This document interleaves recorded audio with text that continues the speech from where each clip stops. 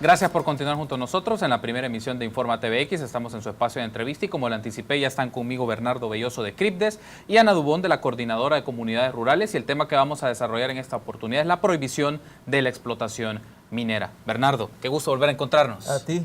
Gracias por invitarnos y compartir con gracias ustedes. por estar con nosotros. Ana, bienvenida. Mucho gusto. Un gusto Gracias conocerla. a la orden. Gracias por acompañarnos y vamos a iniciar justamente la entrevista con esto.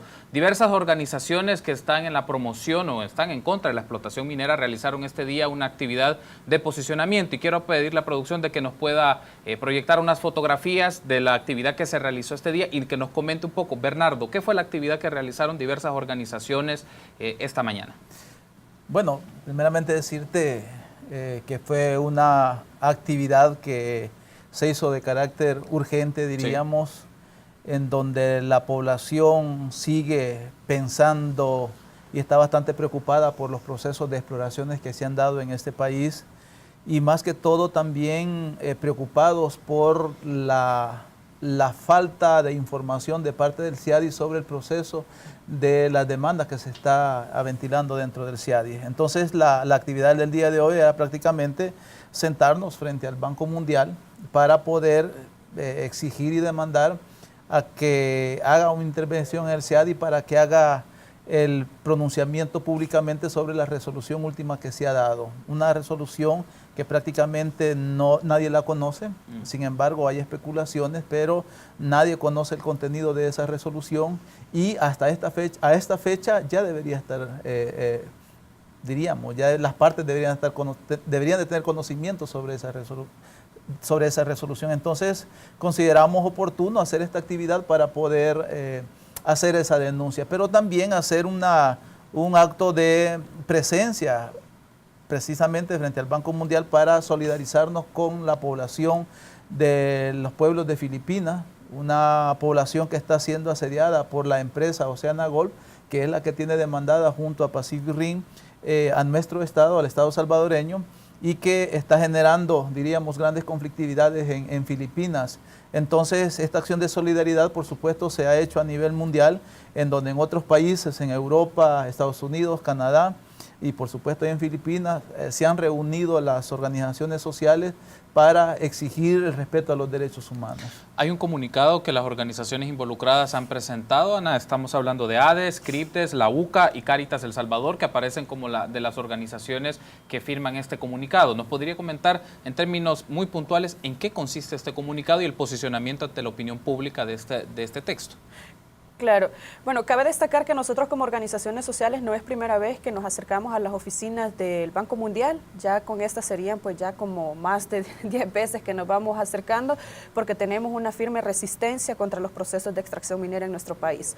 Entonces, esta mañana, como lo decía el compañero Bernardo y hemos dejado plasmado dentro de nuestro comunicado, es básicamente exigir en primer lugar que la OceanaGold se retire ya de todo este proceso de la demanda que nos está haciendo a nosotros como Estado salvadoreño, pero también exigir al Banco Mundial que ya no siga apoyando a las empresas transnacionales para que se hagan procesos de exploración y explotación minera. Sabemos que el Banco Mundial ha financiado en muchas ocasiones a las empresas transnacionales para que se puedan realizar los procesos de exploración y explotación minera. Un ejemplo claro es que la demanda la inició la Pacific Rim y luego pues la retoma OceanaGold y como lo decía el compañero, OceanaGold en estos momentos pues en Filipinas está también teniendo una intromisión que prácticamente está afectando al pueblo de Filipinas y nos solidarizamos con ellos porque ellos también ven en nosotros una lucha que tenemos contra las empresas mineras.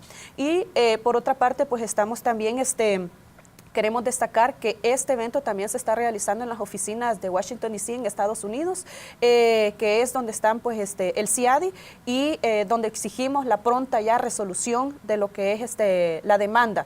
Ya queremos el resultado, queremos conocer qué decisión ha retomado el CIADI, si El Salvador es culpable o es inocente en la demanda que nos puso en sus inicios la Pacific Rim.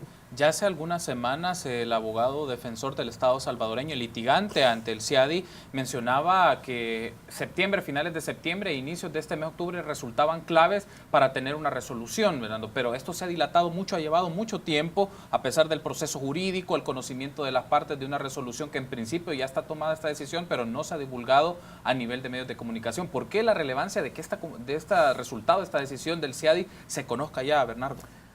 Bueno, aquí hay varias cosas que podríamos especular como organizaciones en la lógica que no tenemos ninguna información sobre el veredicto final, por decirlo de esa manera. La primera es que hay probabilidad de que el CIADI haya fallado a favor del Estado salvadoreño.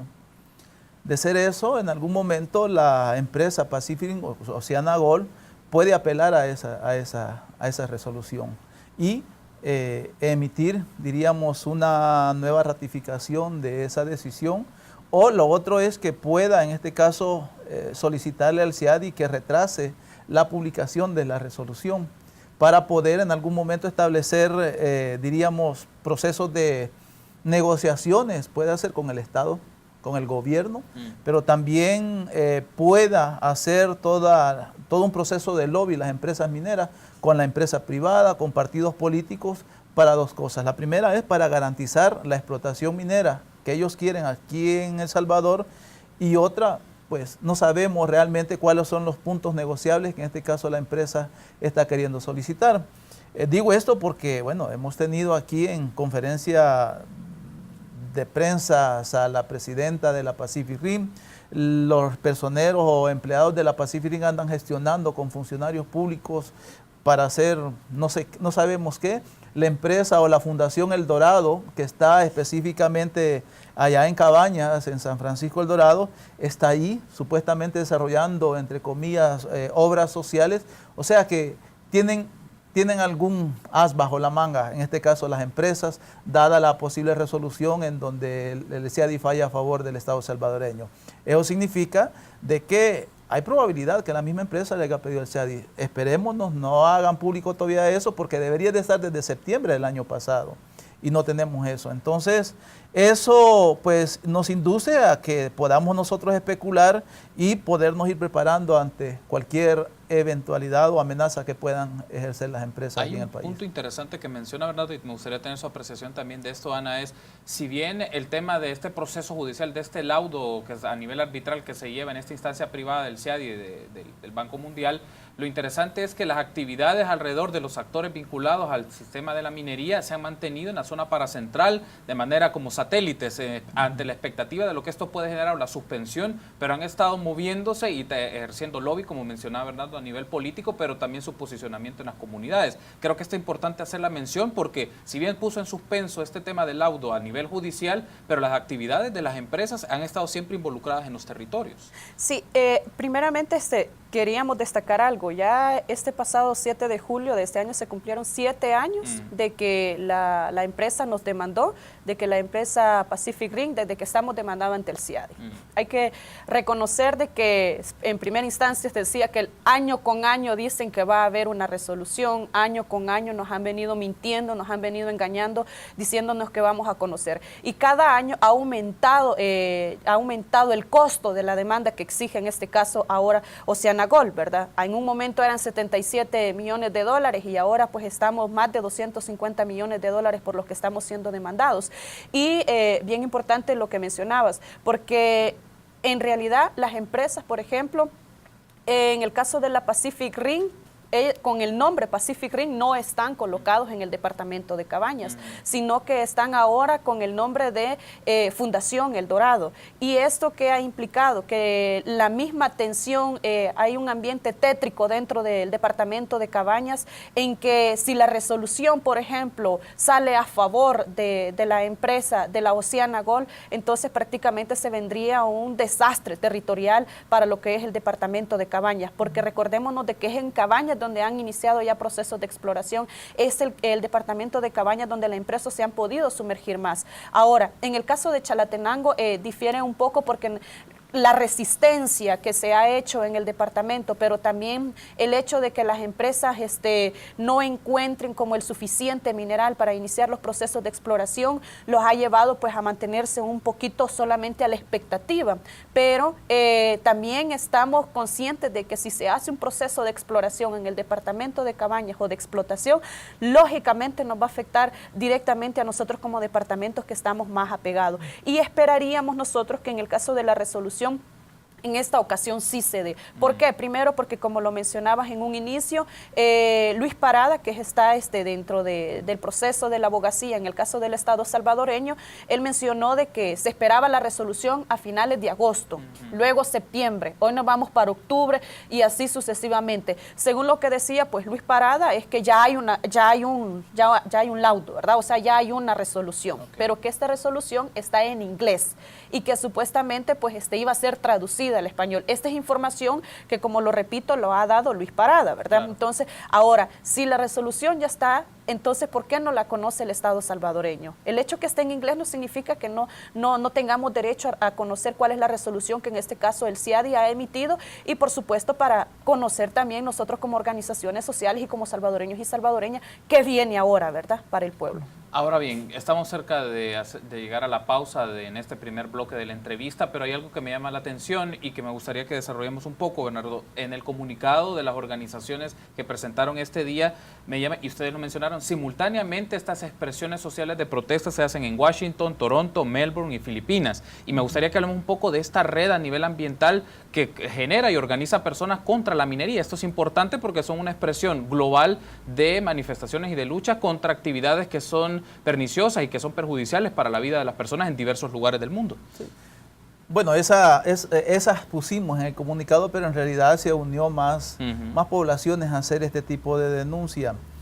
Y es que también, acordémonos que toda la resistencia que las comunidades hemos impulsado en contra de la explotación minera metálica ha generado, diríamos, otras alianzas a nivel nacional, pero también a nivel internacional. Y es que hay otras poblaciones en Estados Unidos, en Canadá, en Australia, en todas las partes del mundo que están siendo afectadas por los procesos de explotaciones mineras metálicas. Entonces, las organizaciones prácticamente fuera del país, organizaciones internacionales, pues se han vuelto aliadas, en este caso, en la lucha que nosotros hemos impulsado en El Salvador. Y por eso es que en este momento también todo este esfuerzo de lucha que hemos venido impulsando, en muchos casos ha sido también acompañado por organizaciones radicadas en Estados Unidos, Canadá y Australia, y que en este momento pues hay diversas organizaciones que conforman los aliados internacionales que apoyan este tipo de organizaciones, no económicamente, sino que a través de la incidencia en donde debe hacerse. En este caso de los gobiernos, en Estados Unidos la gente hace las denuncias ante el Parlamento, ante el gobierno, en Canadá de igual manera. Entonces, es una manera de cómo crear esas sinergias a nivel regional, a nivel nacional, pero también a nivel internacional, para garantizar también que nuestras luchas sean eficaces. Muy bien, tenemos que hacer una pausa, Bernardo y Ana, pero me gustaría que en el siguiente segmento toquemos otros aspectos, la vinculación que tiene esto de la minería o la explotación minera y su impacto con los recursos hídricos. Creo que es un aspecto importante, lo que significa para la zona paracentral del país y también cuál ha sido a criterio de ustedes el posicionamiento del gobierno sobre esto. Si bien se está manejando a través de un representante judicial en la instancia del CIADI, pero es interesante saber qué posición tienen ustedes sobre el rol que ejerce el gobierno en las instancias de medio ambiente y otras instituciones involucradas. Permítanos una pausa en el espacio de entrevista de este viernes 7 de octubre. Estamos hablando de la prohibición de la explotación minera. Me acompañan esta mediodía Bernardo Belloso de CRIPDES y Ana Dubón de la Coordinadora de Comunidades Rurales. Regresamos en instantes.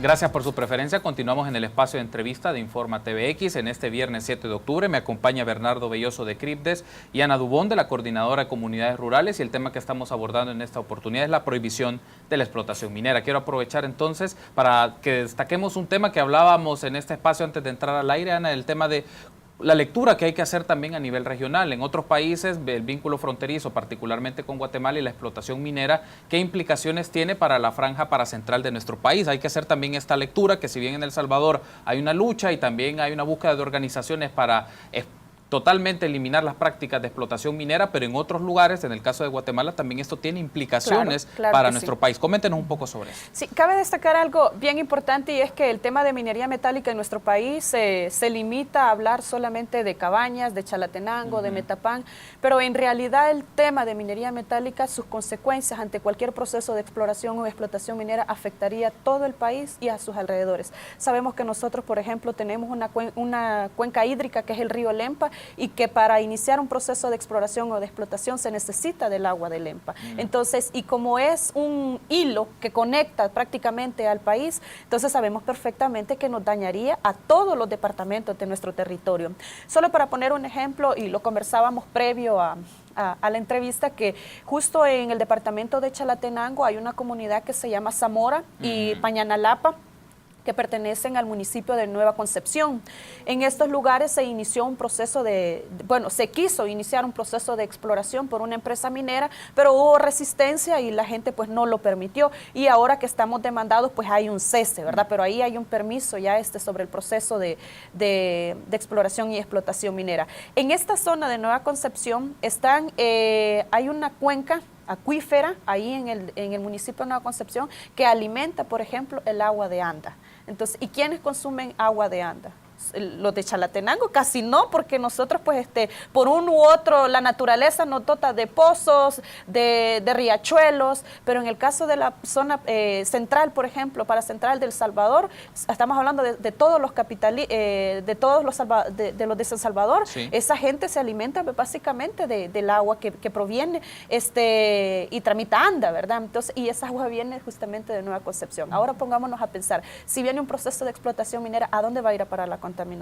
Y ahí es el interrogante. Entonces, ¿por qué los salvadoreños y salvadoreñas todos tenemos que estar en resistencia contra la minería metálica? Y bajo ese mismo contexto es que también estamos en una lucha permanente porque se ratifique el artículo 69 como derecho humano al agua, porque es inconcebible que el Estado salvadoreño esté ratificando prácticamente convenios como los tratados de libre comercio, como los acuerdos de asociación, y no esté así ratificando un derecho tan importante como el derecho humano al agua, que van muy ligados con el tema de minería metálica, claro, porque la minería metálica se necesitan cantidades grandísimas de agua para poder hacer cualquier proceso. Y justamente ha hecho una mención importante Ana, Bernardo, el hecho de la discusión que está a nivel parlamentario sobre el tema de la ratificación, en el caso del reconocimiento del agua como un derecho humano, pero también la discusión a nivel legislativo de la ley de aguas que se ha dilatado mucho tiempo, y me gustaría tener tu posición desde CRIPTES, Bernardo, sobre esto en el marco de la minería, evidentemente, pero la necesidad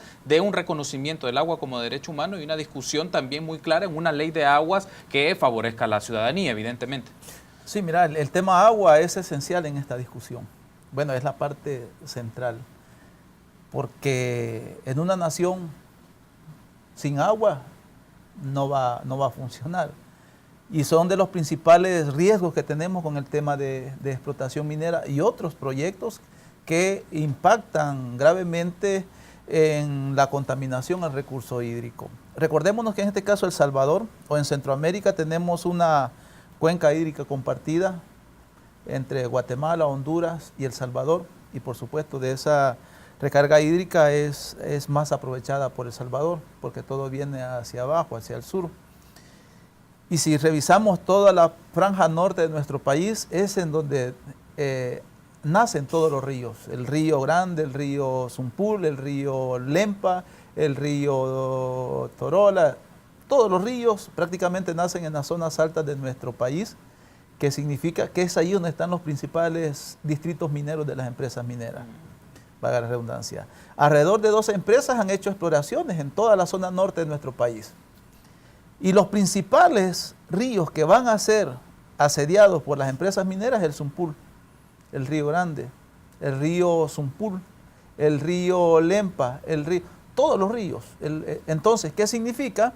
Que las empresas van a estar obligadas a agarrar el agua de los ríos, y como no les van a alcanzar, ellos hablan de excavar o hacer perforaciones de agua de pozos para llegar a los mantos acuíferos, poder extraerla y ponerla en servicio del proceso de separación de la roca con el metal, porque eso le llama el proceso de lixiviación.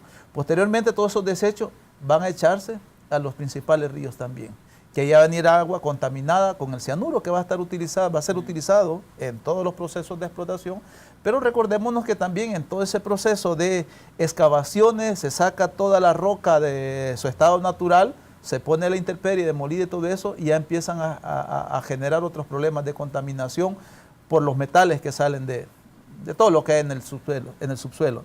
Entonces eso en el futuro va a ser ríos contaminados con metales pesados de diferentes maneras, con mercurio, qué sé yo, aluminio, entre otras cosas.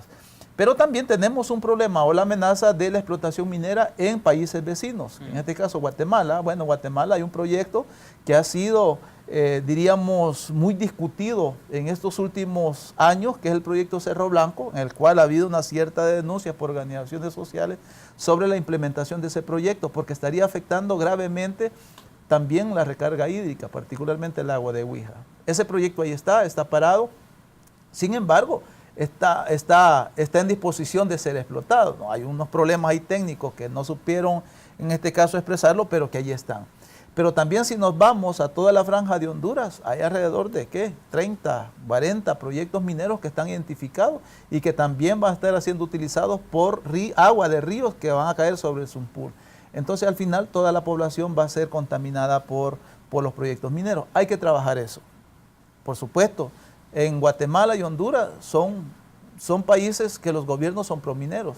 Allá ya se desarrollaron grandes cantidades de explotaciones mineras y que la gente está sufriendo las consecuencias. Agua contaminada, personas que viven en los distritos donde se desarrolló la explotación minera con grandes enfermedades renales, con supuraciones en la piel, la gente que no puede, las mujeres no pueden tener hijos porque los fetos se les caen, una serie de problemas que las empresas les ha valido un poco resolver los problemas de esas poblaciones. Entonces, que no nos pase aquí en El Salvador eso. Recordémonos que nuestras aguas en El Salvador ya están contaminadas. Partiendo del estudio que presentó el Ministerio de Medio Ambiente, ANDA, en donde manifiestan que más del 60% de las aguas superficiales están contaminadas. Y por eso se vuelve relevante el tema de la discusión de la ley de agua. Efectivamente. Entonces, ¿qué significa? Si tenemos un problema de administración de recursos hídricos, bueno, habría que atender eso, pero también es importante que se genere una ley que proteja los mantos acuíferos, que proteja las aguas. Y en este caso, también que se garantice a que la población pueda tener agua, no solo en cantidad, sino también de calidad. Y eso prácticamente está contemplado dentro de la propuesta de la Ley General de Agua, garantizando que eso sea, el agua sea un derecho. Ustedes han llevado seguimiento, entiendo, por el tema no solo de minería, también en el tema ambientalista vinculado al agua, Ana. ¿Saben o tienen algún tipo de anticipo de lo que se está discutiendo en la Asamblea Legislativa sobre el tema de la ley de aguas y su vinculación para el tema de protección en este caso o no promover la explotación minera, su vínculo? Porque esto todavía se ha manejado o se ha quedado parado o congelado a nivel legislativo por mucho tiempo. Y la expectativa es de que se pueda tener ya una ley de aguas y ha sido no solo una demanda y manifestación de expresiones de organizaciones a nivel social, también de instancias gubernamentales. En el caso del Ministerio de Medio Ambiente ha estado acá con nosotros el viceministro de Medio Ambiente y nos ha dicho la importancia que se tiene de aprobar una ley de aguas, a pesar de que hay diversos anteproyectos de ley que se discuten en la Asamblea Legislativa. Pero puntualmente, ¿a ustedes tienen algún conocimiento de estas discusiones y de la promoción del uso de agua de cantidad y de calidad, como mencionaba Bernardo, en la Asamblea? Sabemos perfectamente que en el caso de El Salvador, pues el recurso hídrico es un negocio. El agua es un negocio, se comercializa. Incluso algunos diputados y diputadas que están dentro de la Asamblea Legislativa, por ejemplo, son accionistas de empresas distribuidoras del recurso hídrico. Entonces se sobreentiende de que ellos no van a estar de acuerdo a que el agua sea reconocido como un derecho humano. Tenemos años, de verdad, exigiendo a la Asamblea Legislativa que ratifique el artículo 69. ¿Por qué no lo hacen? Incluso ya lo han querido enviar a archivo, lo han enviado a archivo, las organizaciones sociales hemos hecho que vuelva nuevamente a la discusión, lo vuelven a enviar y estamos en esa discusión. El problema de la Asamblea Legislativa es que le está dando prioridad a otros aspectos contextuales de nuestra realidad salvadoreña. Porque voy a poner un ejemplo muy claro. Nosotros como salvadoreños tenemos tratados internacionales que prácticamente ponen en vulnerabilidad nuestra soberanía como pueblo. Y al ponernos en vulnerabilidad, no solo las empresas transnacionales, sino prácticamente accionistas, digamos, ven en El Salvador que todo se vuelve mercancía y sobre todo con los recursos naturales. Vemos el caso de las tierras para la producción de caña y el caso del agua no queda exento de eso. Hemos luchado porque en el caso de la Asamblea Legislativa ratifique y reconozca que el agua, los salvadoreños y salvadoreñas necesitamos el agua, pero como un derecho, en calidad, en sanidad y en cantidad. no es solamente queremos agua, sino que hay mucha gente, hemos visto que los capitalistas, prácticamente los capitalinos, han estado con esta sequía, lo pudimos ver el año pasado, este año incluso. Entonces no es justo que viendo estas necesidades no reaccionen ante esta realidad, y por eso seguimos exigiendo y no vamos a parar de hacerlo. Y un aspecto bien importante que nosotros cuando hablamos de sociedad civil hay un sector que, por ejemplo, no lo mencionamos, y es el sector de nuestros compañeros y compañeras indígenas. Sabemos que ellos todavía están más vulnerables que nosotros todavía, que sus violaciones de derechos humanos están más violentadas que nosotros. Ellos recientemente, por ejemplo, exigieron a la Asamblea Legislativa que se respeten sus pueblos. Y respetar su pueblo es respetar el agua, la tierra, el aire, todo lo que conlleva su cultura y su entorno. Pero el Estado salvadoreño incluso ni siquiera ha ratificado el convenio 169 de la OIT, en el que reconoce a los pueblos indígenas y en el que hay que trabajar marcos legales de protección. Y a eso le tiene miedo, porque cuando habla de protección, habla precisamente de protección del subsuelo, del suelo y del subsuelo. Y nosotros como salvadoreños y salvadoreñas tenemos que sumarnos a seguir exigiendo, y tenemos que lograrlo, porque mientras en la Asamblea Legislativa no se apruebe una ley, la resistencia siempre vamos a estar ahí pendientes. Como organizaciones, Bernardo, ¿les preocuparía a ustedes un escenario en el cual se apruebe una ley de aguas pero sin dientes? Una ley de aguas que pueda tener favorecimiento a empresas, a las corporaciones o al sector privado. Fíjate que nosotros como CRIPDES, CCR, por supuesto, que tenemos las diferentes regionales, siempre hemos estado en función de acompañar las luchas de las comunidades. Y es que desde el 2000 para acá nosotros hemos venido incorporando propuestas de leyes a la Asamblea, o anteproyectos de leyes en la Asamblea Legislativa. En el 2006 incorporamos una propuesta, una ley, un anteproyecto de ley que prohíba la explotación minera metálica. Y ahí está en la Asamblea Legislativa. En el 2006 se incorporó la Ley General de Agua, que también ahí está durmiendo en el sueño de los justos. Después también se incorporó la Ley de Seguridad y Soberanía Alimentaria, claro, que también ahí tenemos.